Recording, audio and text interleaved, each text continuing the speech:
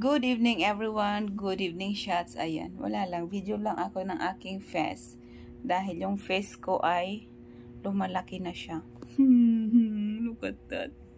Lumalaki na yung mukha ko. Lumalaki na nga talaga siya.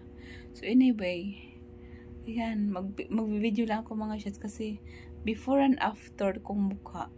Kasi alam ko pag mga anak ako, maging manas pa yan siya. Tapos dadagdag pa yung aking timbang. So, parang feeling ko ngayon, ang taba-taba na ng mukha ko. Ano na nangyari? Ako na yung pinakamatamad na buntis. Diyos ko, Lord. Patawarin niyo po ako. Tamad na talaga ako.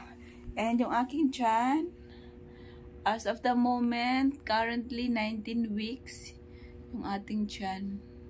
So, see you next year, my little angel, my little AA, next year 2024 baby. So yan lang po, yan lang, bye.